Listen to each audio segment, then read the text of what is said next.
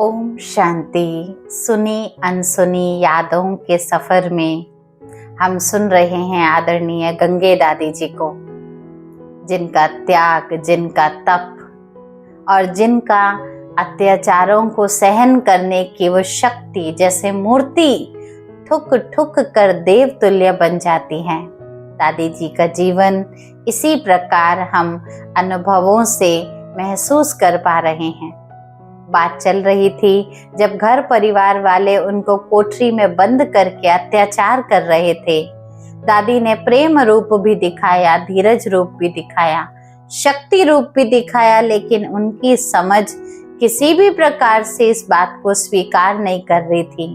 तो देखिए, अन्यथा दादी ने कौन से वो शब्द परमात्मा की ओर से अपने लौकिक परिवारजनों को बोले। दादी ने कहा, देखिए, आप सभी इतना जो अत्याचार कर रहे हैं, मैंने भले ही वो सहन करना सीख लिया है। मेरे पास तो परमात्मा शक्ति है, लेकिन ख्याल रखना कहीं इन अत्याचारों का परिणाम आपको ना भोगना पड़ जाए, क्योंकि हमारे रक्षक तो स्वयं भगवान हैं। हमें आप पर दया आ रही है कि आप ये जो कर्म कर रहे हैं, अत्याचार सहन कर रहे हैं, आप समझ नहीं रहे प्रभु कौन है। आपने प्रभु को नहीं समझा, आपने हमें नहीं समझा।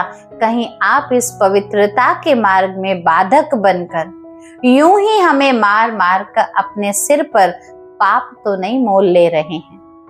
जब दादी ने ऐसे शब्द परमात्मा की ओर से संदेश रूप में अपने परिवारजनों को बुलाया, तो उनकी बुद्धि तो वैसे ही विकृत हुई पड़ी थी।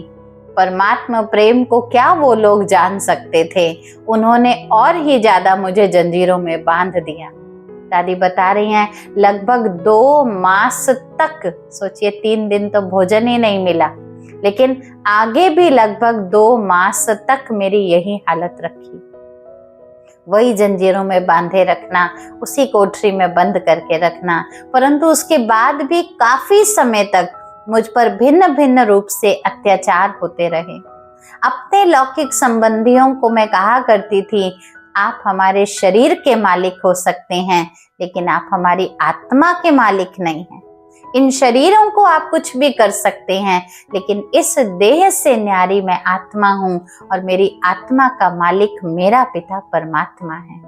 अतः जब तक चाहे आप इस शरीर को मारें, इस शरीर को बांध लीजिए, परंतु मैं आत्मा ईश्वर की पुत्री हूँ और मैं उनके पास जा चुकी हूँ। मैं तो उनकी गोद में रहती हूँ। यहाँ तो मेरा ये तन तुम्हें दिखाई पड़ता है। मैं तो मन से उस परमात्मा प्रेम के प्रति ही हमेशा लगन में मग्न रहती हूँ। जब दादी ने ऐसी बात बताई तो ये सब समाचार ओम मंडली में भी पहुंचा और दादी के साथ जो जो वृतांत हुआ, किसी किसी ने वर्णन करते हुए जब दादी को बताया, तो वहां दादी प्रकाश मणि जी थी जो गंगे दादी से मिलने के लिए आई।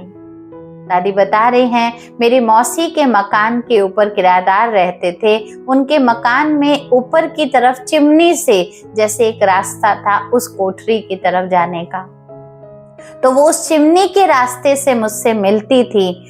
ऊपर ऊपर से बातचीत होती थी।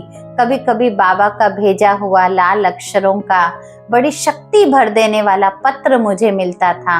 लंबे समय तक मैं ऊपर ज्यादा देख नहीं पाती थी, क्योंकि शरीर कमजोर हो चुका था और कई बार देखने वालों को संशय ना हो जाए ऊपर से ये क्या लेन देन हो रहा है, इसलिए भी इसका ख्याल रखती थी, युक्ति अपनाती थी।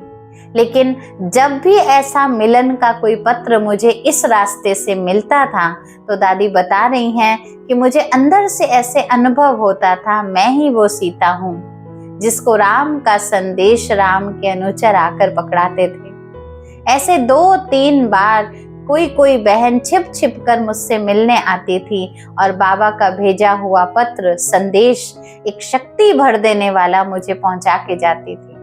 ऐसे लगातार 2 महीने तक मैं जंजीर में बंधी हुई रही।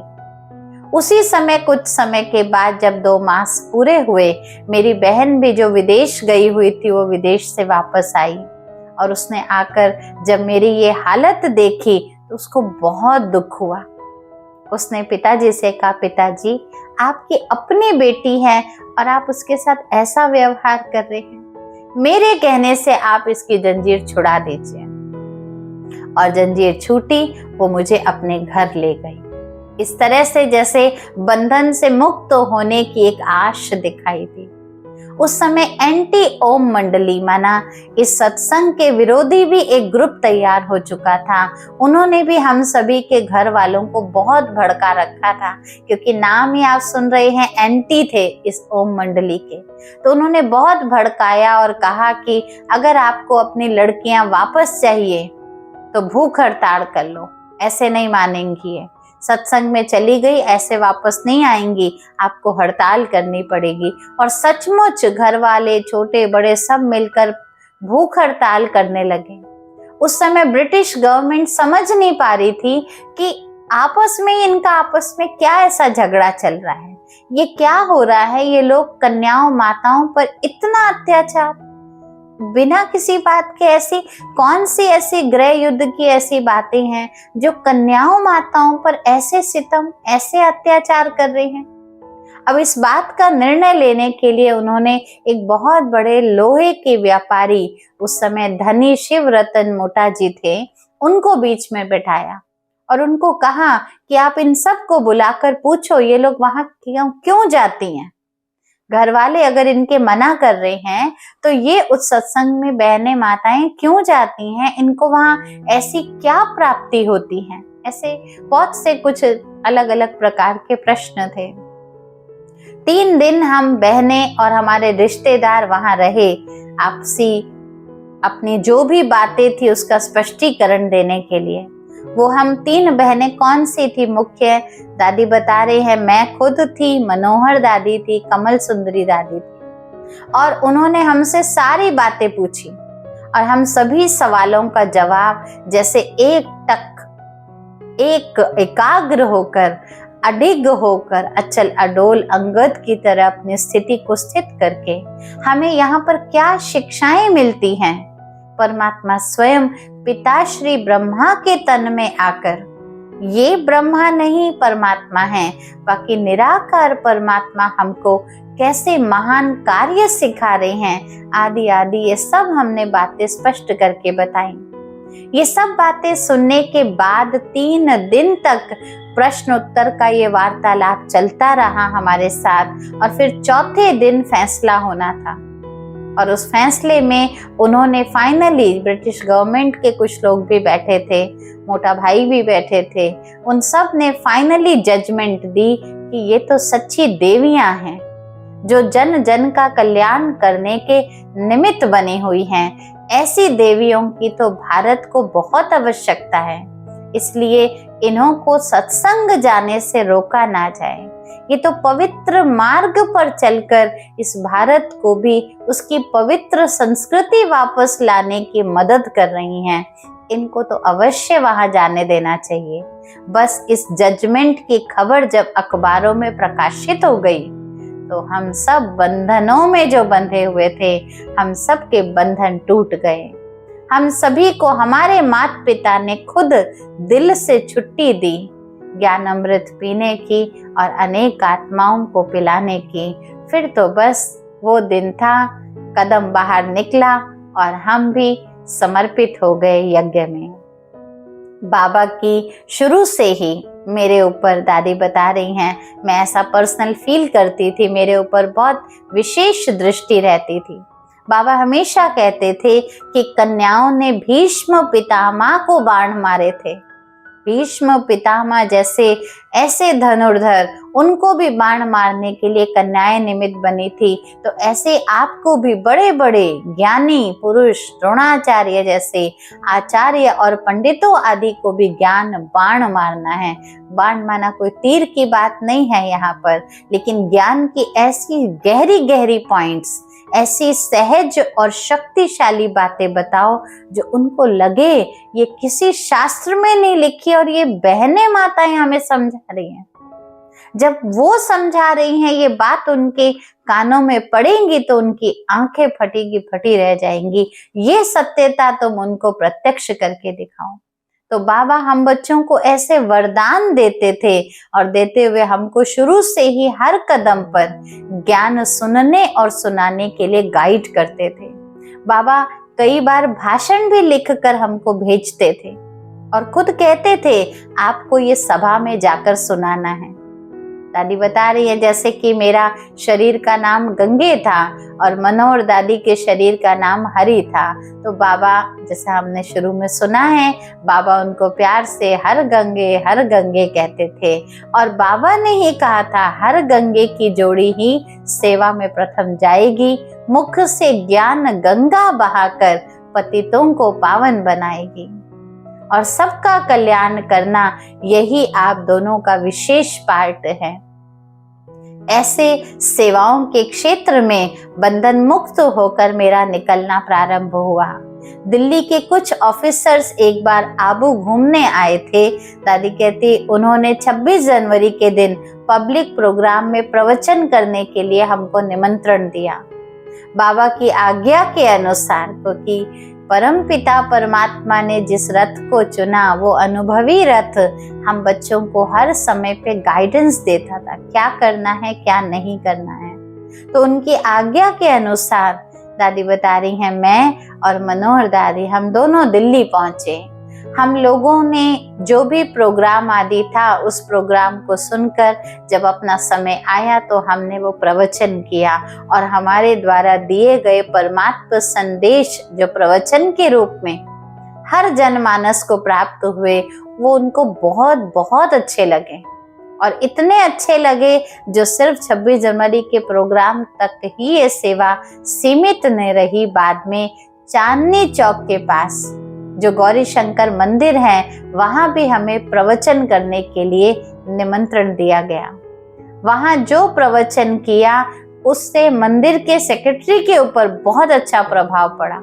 उसको लगा मंदिर तो हमने बहुत समय से बना रखा है, पूजा अर्चना चढ़ावा सब कुछ हमने व्रत नियम सब किए हैं, लेकिन इतना सुंदर देवी देवताओं जैसे जीवन का अभिप्राय जो इन्होंने बताया है ये मैंने आज तक कभी नहीं सुना। और इतना प्रभावित होकर जब उनको वो बातें बहुत स्पष्ट समझ में आने लगी तो वहाँ के सेक्रेटरी ने ही हमें मंदिर में रहने के लिए एक अच्छा स्थान दे दिया था। कुछ दिनों तक हम वहाँ ही सेवा करते रहे। उसी दौरान हमें बाबा का पत्र मिला कि ऋषिकेश में स्वामी शिवानंद जी वर्ल्ड पीस कॉन्फ्रेंस कर रहे हैं, क्योंकि अलग अलग समुदाय से शांति स्थापन करने का विश्व में अलग अलग तरीके अपनाए जाते थे। तो ऐसे ही एक कॉन्फ्रेंस इन सभी साधुओं के बीच में चल रही थी। वहां पर क्योंकि हम अध्यात्म वर्ग से थे, परमात्मा का ज्ञान ही हर जनमानस को पहुंचा रहे थे, तो उन्होंने हमें भी वहां प्रवचन करने के लिए बुलाया। अब जब वहां प्रवचन करने के लिए जाना था तो कॉन्फ्रेंस में जब दादी और मनोहर दादी दोनों पहुंचे तो उन्होंने कहा हमने दोनों ने ही आधा आधा घंटा प्रवचन के लिए लिया, जिसमें हमने विश्व में अशांति आई कैसे पहले उसका कारण बताया और फिर वो अशांति जाएगी कैसे उसका निवारण बताया। इन सभी बातों से संबंधित प्रवचन करें। प्रवचन स्वामी जी को बहुत अच्छे लगे, क्योंकि जिन्होंने इनवाइट किया था, जब उन्होंने अर्थ सहित बाबा ने एक विधिवत हमें प्रवचन करना सिखाया था, तो जब वो विधिवत वो प्रवचन कर रहे थे तो उनको बड़ा प्रभाव महसूस हुआ। बाद में बाबा ने मुझे, दादी अपने लिए बता रही हैं, कोलकाता में 2 मास के लिए भेज दिया गया था, क्योंकि दिल्ली में तो सेवाओं की लहर छिड़ चुकी थी। तत्पश्चात सेवाओं के क्षेत्र में मेरा फिर कदम रुके ही नहीं। सोचिए, दिल्ली से बाबा ने कोलकाता भेजा, फिर कोलकाता से बनारस गए, बनारस से फिर इलाहाबाद, फिर कानपुर आना जाना हुआ। फिर कानपुर में रहकर भी सेवाओं का बहुत बहुत विस्तार होता रहा। एक बार की बात दादी बता रही हैं कि बाबा ने मुझे और मनोहर दादी दोनों को जोधपुर सेवा अर्थ भेजा था। 1 सप्ताह सेवा करके जब हम आबू में वापस आ रहे थे तो जैसे हम ट्रेन में बैठे तो 2 आदमी वहां आए, जैसे बहुत लंबे हट्टे कट्टे और देखने में भी थोड़े ऐसे दिख रहे थे, जो दादी को लगा एक साधारण मनुष्य नहीं है, लेकिन जैसे दिखने में थोड़े से ऐसे अखाड़े वाले होते हैं ना, बड़े बड़े पहलवान जैसे, जब वो दोनों आकर हमारे सामने वाली सीट पर बैठे तो कहने लगे, आपने हमें तो ज्ञान सुनाया ही नहीं। कहाँ तो कद काठी देख कर दादी हैरान हो रही थी कि ये कौन है, ये कैसे बैठे हैं, हमें रात भर ट्रेन में इन्हीं के साथ जाना है। और रूप से कोई भय की बात नहीं थी, लेकिन एक रूप से ऐसा प्रतीत हो रहा था असुरक्षित जैसा।